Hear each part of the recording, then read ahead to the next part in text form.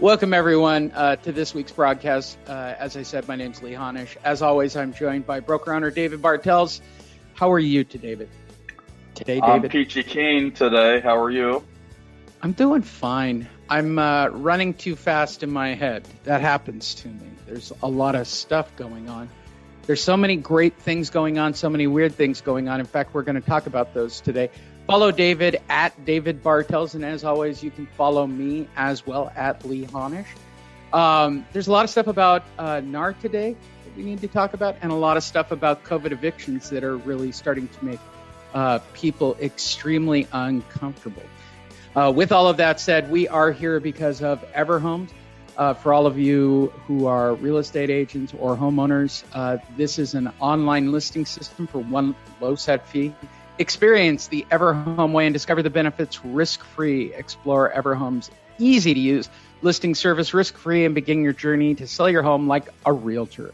Get the benefits of massive exposure, full service representation for critical elements, negotiation, legal forms, escrow, and title, all for one low set fee. It will save you thousands. Visit everhome.io. That's www.everhome.io.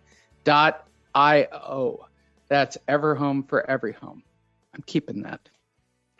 Let's move on. Okay. It's got a ring. It makes you smile every time, David.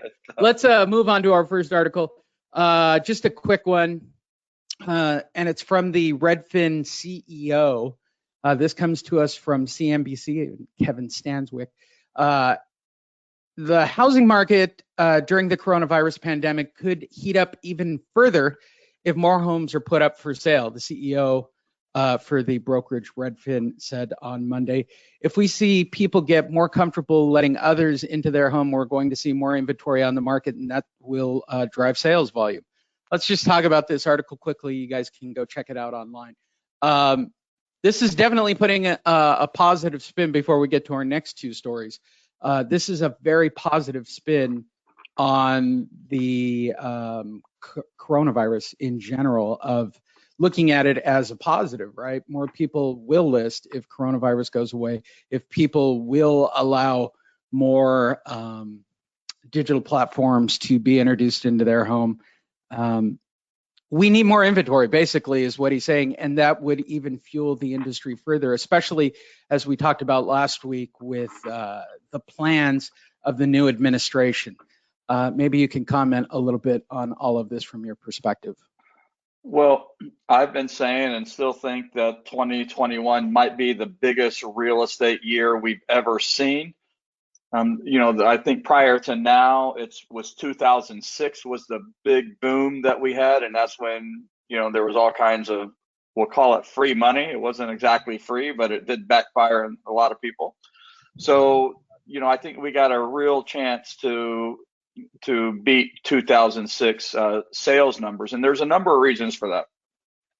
One is what they're talking about in this article, and that is that once people get more comfortable about letting people into their house, things are going to really take off. I mean, I talk to real estate agents every single day, and buyer agents in particular are all complaining about the same thing, and that is there's no inventory. They got buyers, strong buyers, right, ready to go buyers. Let me buy your house now, buyer, for more money than you deserve to get for your house, buyers, and they can't find inventory. So that's going to be a big problem. Now, I don't know how these new lockdowns that we're seeing in California are going to impact that. It does not seem to be impacting buyers, but it does seem to be impacting sellers. And I think that sellers are okay taking a hiatus through the end of the year anyway.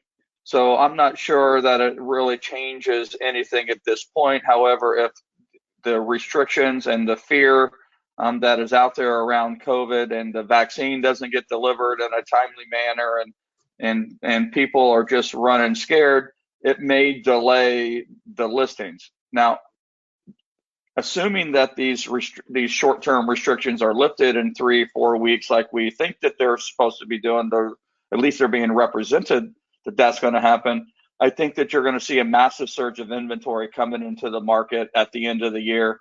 beginning of January, and things are going to just go nuts. Now, there are some other factors that are going to contribute to that. Number one is you're going to have a lot of people, you've got people who are just waiting that are go on the market. You got people who have been afraid of COVID that are going to go on the market. Then you've got the investors, the investor landlords, the ma and pop that have 1, 2, 3 properties. They've had tenants in there. They haven't been getting renters in there. They're going to want to sell because they're done. And then you're going to have the issue with the people who have been in forbearance. Those forbearances are coming to an end, and they're not going to be able to resume making payments, and they're going to sell as well to avoid foreclosure and get their cash out of their house. That kind of leads us into Articles 2 and 3 for this week, and I've set aside a little bit of time. And they're two different articles basically on the same thing. One of them has a different spin, and this is about the eviction crisis, as you were talking about. This comes to us from CBS News. It's catastrophic, said Matthew Desmond, a sociology professor of Princeton University. These days, he is also the principal investigator of the University Eviction Lab.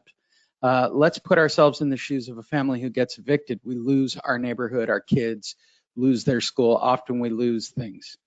Our possessions, because they're piled onto the sidewalk, taken away by the movers. COVID has already had a devastating economic impact. 1 in 4 American households has experienced job loss or diminished income. Desmond said, if you take that one situation, imagining that one family and multiplying it by millions, the country will be in a lot of pain if we don't address the crisis. Early last September, the Center for Disease Control and Prevention, citing increased health risks for evictions during the COVID pandemic, issued an eviction moratorium through December 31st for people who can't make their rent payments, while protecting some, perhaps even most, renters from eviction. Wow, that's a run-on sentence. It still requires the payment of all payback of back rent due on January. I don't know about the science and all that stuff. I know, I'm not a COVID denier. I think it's a real serious concern for people. I think people should be rightfully concerned. I am concerned about those people who are homeowners and who have not been able to work and pay their rent and mortgages. And I know that there's a lot of landlords and banks that are chomping at the bit in order to pull the eviction foreclosure trigger. And I'm not sure how the communities are going to solve that problem yet. We're going to have to wait to kind of see how that plays out. Hopefully there'll be some assistance. Hopefully they'll be able to get into new places. But more importantly, hopefully these people will be healthy and be able to get back to work quickly and be able to manage their housing payments. Well, that's the interesting part of this. And that leads me into the second article from NPR. They're estimating, CDC is estimating, as well as a professor from UCLA Fielding School of Public Health, Catherine Lafayette, she's actually estimating that because of the evictions and everything that's about to happen at the end of the month, that this will actually increase coronavirus as well, because you're putting so many people onto the street who are going to have to go into contact with others. And it is a phenomenal conundrum that really neither, David, is really, what's your perspective? I mean, how do you see millions that have missed payments, the people who actually fell through the platform, the millions of people that are going to be evicted? How do you see, what do you think the solution is going to be? The stimulus packages, and people aren't really addressing it. Well, they're just going to let this happen. Both parties. Listen, it's going to be a major crisis. I don't really know how communities and states and the federal government are going to solve this problem. At the end of the day, it's a housing crisis. I agree that the more contact people have with other people and their quest to survive and find a place to shelter is going to make things worse.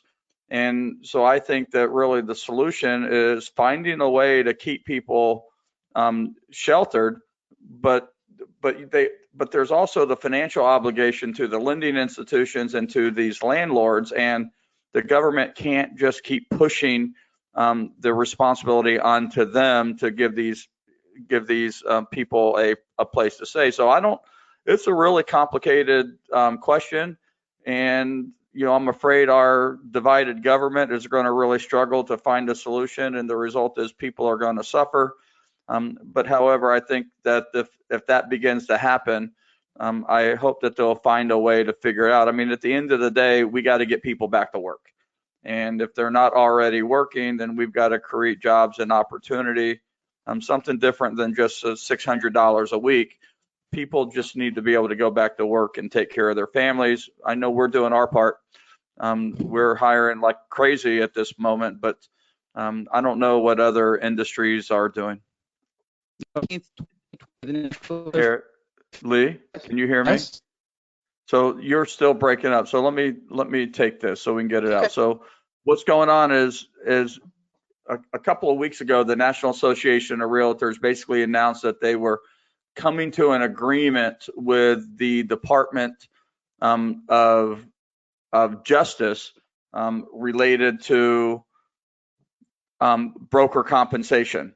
And so they sued they basically sued the National Association of Realtors, and then they also submitted a settlement agreement, which NAR readily agreed. And here are the things that they were concerned with, and the resolution that appears to have been agreed to, though it's pending a 45-day comments period. So the amount of compensation offered to a buyer's agent for each MLS listing has to be made publicly available. Publicly accessible MLS data feeds will include offers of compensation, and buyer agents will have an affirmative obligation to provide such information to their clients for their homes of interest. In other words, buyer agents are no longer, their compensation is no longer going to be secret to the buyer. They're going to have to disclose it as part of the transaction. The next item of settlement was consumer access to all properties that fit their criteria. So the wording is MLSs and brokerages always must provide consumers all properties that fit their criteria, regardless of compensation offered or the name of the listing brokerage, forbidding buyer agents from representing services as free. And so it goes on to talk about that more, but the bottom line is that as a buyer's agent, you can no longer represent to your buyer that it is free. And they are getting compensation. They're getting compensated by the seller, and it's reasonable for a buyer to conclude that they're paying more for the house as a result of the compensation being paid to the buyer's agent, and buyer agents can no longer say their services are free. The next item of settlement was the lockboxes and license agreement. Now, with the seller's prior approval, a licensed real estate agent will have access to lockboxes of properties listed on the MLS, even if the agent does not subscribe to the MLS. And basically the way it works prior to settlement, which is still now, is that if you're not a member of the multiple listing service, you're not allowed to buy the special lockbox key that real estate agents have. And what this settlement does is that you no longer have to be a member of the board of realtors in order to have access to lockboxes. I'm not sure exactly how it's going to play out, but it would seem to me that Supra and Century and some of the other service providers will be able to license keys to people who are not members of the multiple listing service. Now, what happens next from the way this is going to go down is NAR and the DOJ are going to have 45 days to agree on the exact rules. The NAR Board of Directors and the Department of Justice will both have to approve the new rules. And per NAR, the court overseeing the settlement must also formally approve the agreement, at which point NAR anticipates that the new rules will take effect. So we know that, so it looks like everybody is already in agreement, unless there's some major political outbreak, of opposition to this. It should go into effect the first quarter of next year. And it is the beginning of a massive amount of change, in my opinion, where you are going to see this transition further, where buyers are going to be responsible for paying compensation to their buyer agents, and sellers are going to be responsible only for paying for the listing side of the transaction as opposed to both sides. That's how it happens in Israel. That's how it happens in the United Kingdom and the European Union and Australia and other major industrialized countries. Only Canada and the US still have sellers paying a buyer agent commission. This is the beginning of change for that to become each party paying their own agent. Excellent. Moving forward into our investor segment, a little quick update, and I'll get your feedback on this, David. There seems to be a difficulty with obtaining investment lending money. There was an article written by Ellie Perlman of Forbes.com, one of the council members. Feel free to go look it up, and it goes through this. I'm not going to go way over it. From your perspective right now, people are not willing to risk money from an investment purpose, and they're trying to leverage, and leveraging on an investment perspective doesn't seem to be out there based on this article. And they go through a huge example of how to overcome all of these issues by going through collections, by worrying about occupancy levels, that they're going to want to see this. From your perspective of working with investors, David, what's the money situation like for people to borrow? What's it like for people that are still paying cash? Well, cash is not really offering any kind of advantage. So, there are different worlds out there. So you've got residential lenders who are lending money for single family homes, but it could include 1 to 4 units. Then you've got the multifamily, which is this article really represents, and those are the people of 4 or more units, typically apartments and that kind of thing. And then you've got commercial lending. We're not really seeing any differences in the residential market. People have to qualify if they're gainfully employed, they've got good credit. Those programs seem to be the same, except and in many ways they're better than they were just last year because of the historically low interest rates that we're seeing. Where for the first time, rates are hanging in right under 3% for a while, and that's anticipated to change. What this article is representing is, what about those multifamily? And their concern is valid, because if they're lending money to landlords who are then renting those apartments to people who don't have to pay, and they have insufficient cash flow in order to make those payments, that would be a cause of concern and cause a tightening of the lending requirements. And that's really what is happening in an adjustment based on the risk of non-payment. Excellent. Moving forward, this is our real estate agent marketing tip segment. We do it each and every week to help out real estate agents just like you. This comes to us from Aaron Green of Risk Media. How real estate agents use tech to adapt in 2020 and why it works. I like this article, David. It's a good opportunity for us to yet again hammer the point of, why aren't you online? Why aren't you building content? So number 1, keep real estate not just afloat, but thriving. Adapting to remote work was a hurdle for many and a wall for some. Real estate has always been remote in some ways. Agents spend more time afield than at a desk, but remote work where you can't go meet up with clients, that was something completely new. Agents had to step up and show us all how it had been done. Tens of thousands of them in the US reacted quickly to the change and moved to technology. So we'll start right there, David. Zoom meetings, client meetings online. I would think, I'm not a day-to-day realtor or broker like yourself, I would think it's easier to work from home and be able to Zoom meeting with the clients. I just think that it's on that level alone, to learn that much technology would be more effective in talking to potential buyers and sellers. What's your perspective on the Zoom meeting threshold? Well, it is easy when you can get consumers to do it, and we've done many of them, but that was really happening a lot more frequently at the beginning of COVID.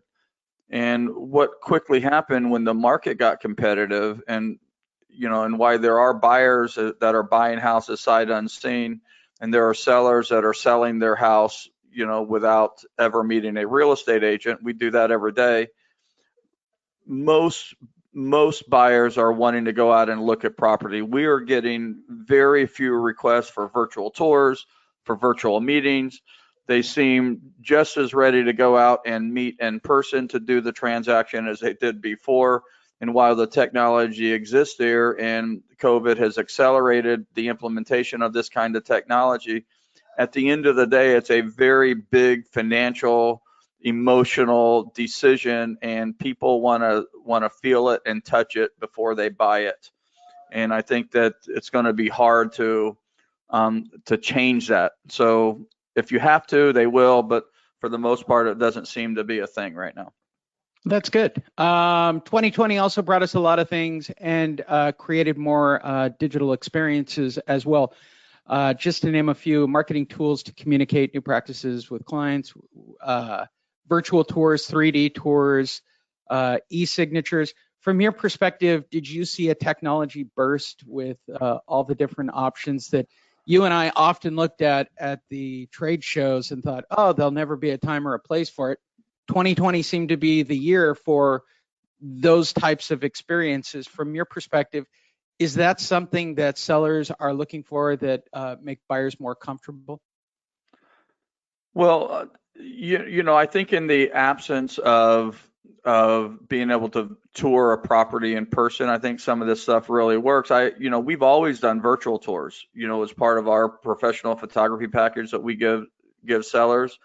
But 3D tours were not something that we did. And when this first came, we jumped all over that because we were afraid people wouldn't go out and look at it. We bought multiple cameras and trained multiple people how to do that, in addition, including our photographers, to go out and do that. And the result is that it didn't turn out to make a difference. Even with 3D tours, people still wanted to go and see it. So I think that there was a big surge in adoption of this technology, but whether or not it's something that lasts or not, I don't really know. I don't know if it has a lot of value in the selling process.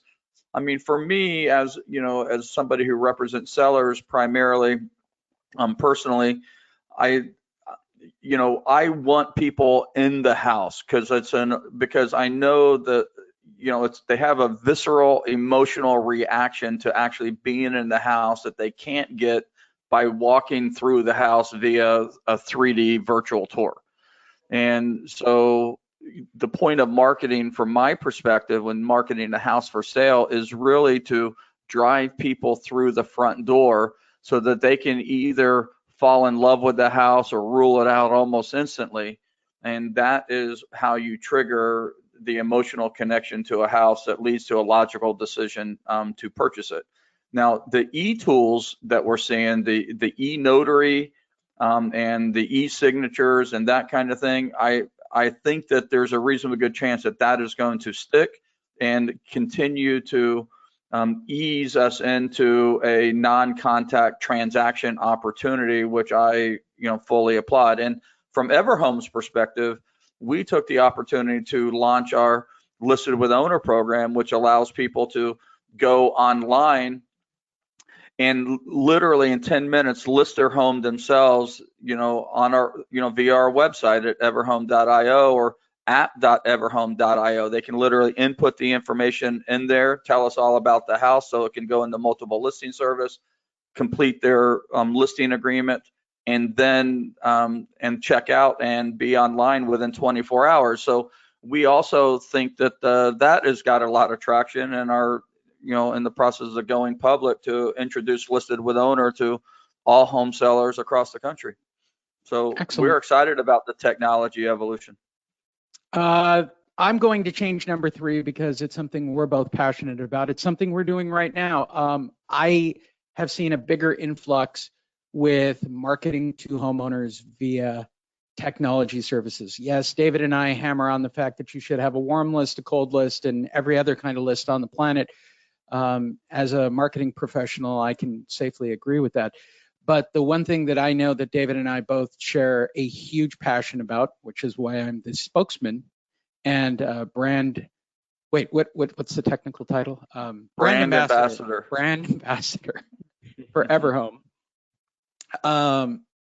Really, my job is to create content, to cut these things up, to create brand awareness. And I am seeing more agents attempt it. The reason I bring this up is for two reasons, David. Number one, let's talk about content in general and creating genuine content.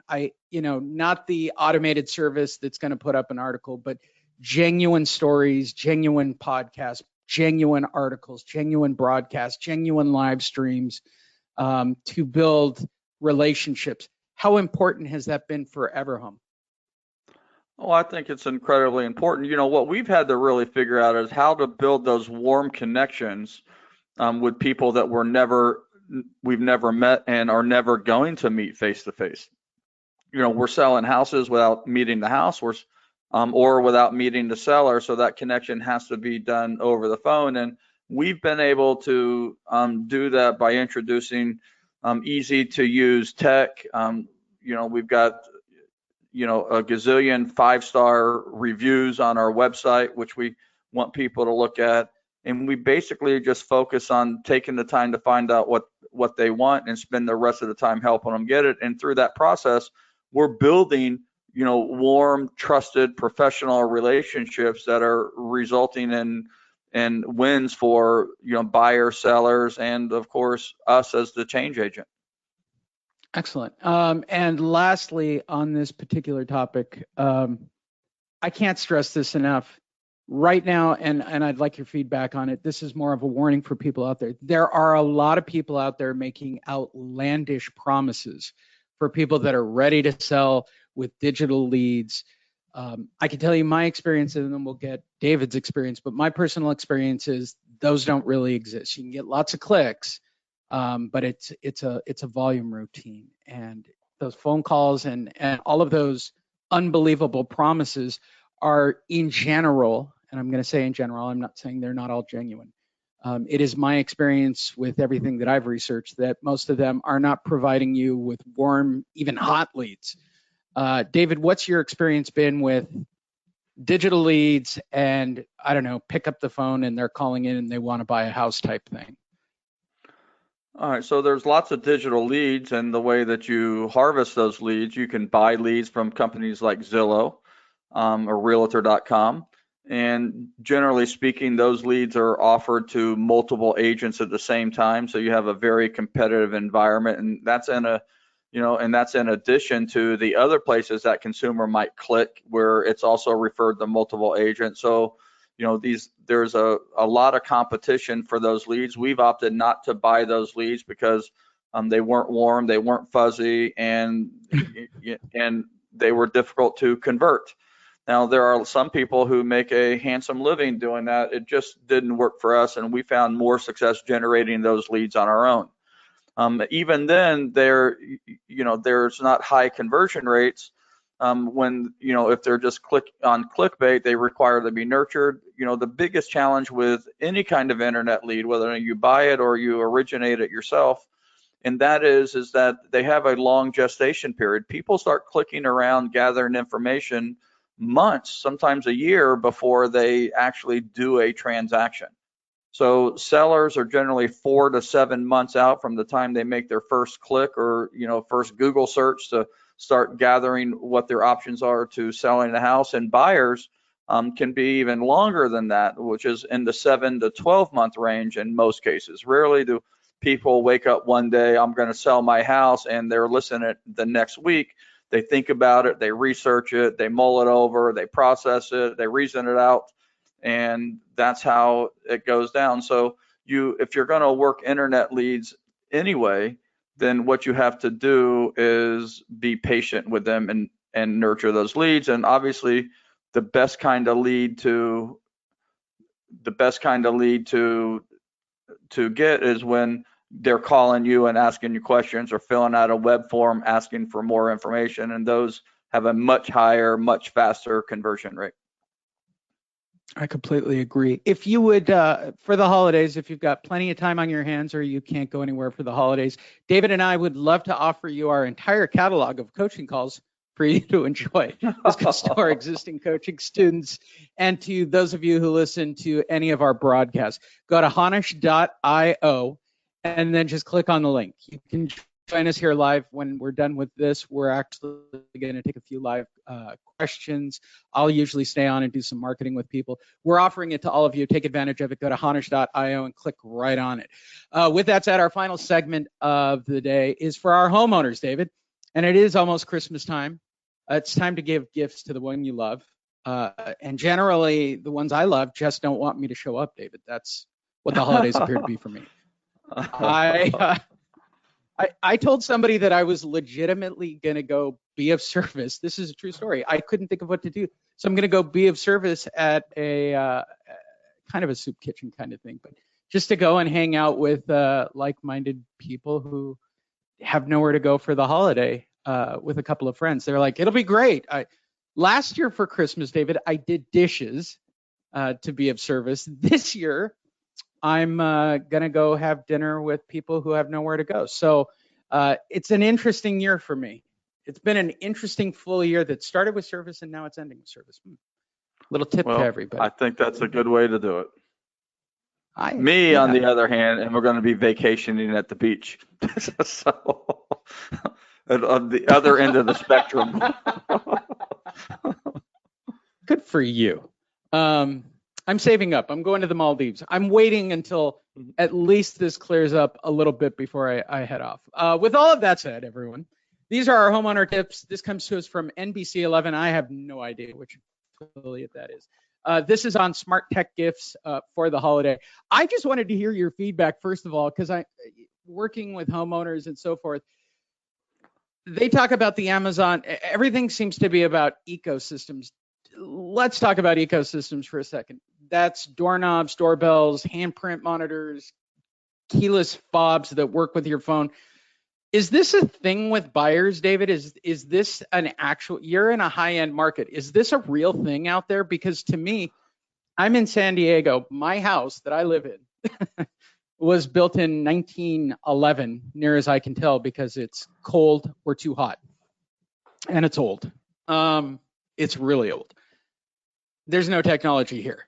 It's more about keeping it from leaking. Well, but hold up on. there if with you, if you have electricity, and you have a Wi-Fi connection, you can have a smart home.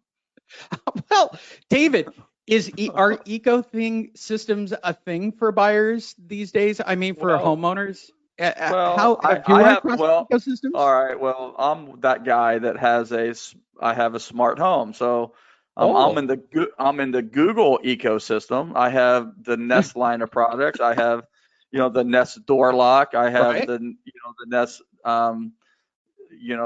door camera. I've got the, my AC is, is a Nest product.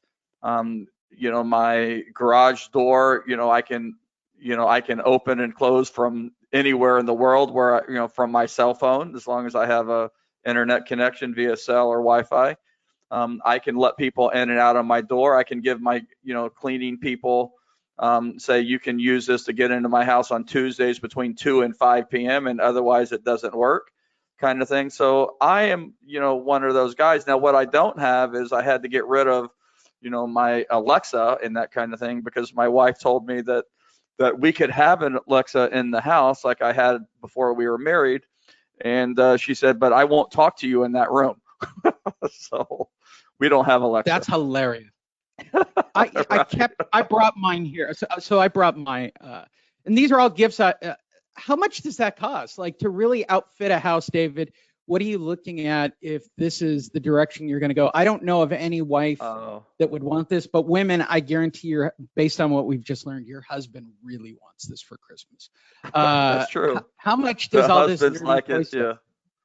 So, I just wanted the Amazon, the stuff, I like walking into the bathroom in the morning and say, what's the weather today?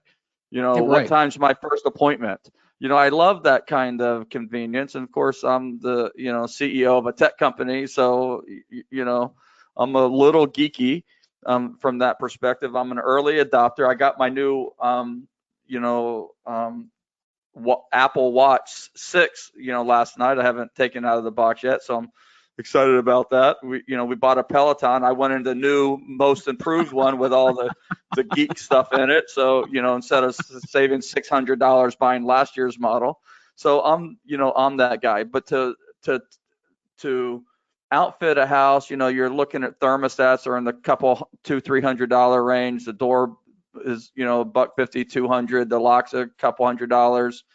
Alexa, it's really inexpensive. I mean, I think the garage door opener was the most expensive in the $200 to $300 range. So, plus, installation. I installed it all myself. It's all very easy, to do. So you can completely outfit your house for less than $1,000.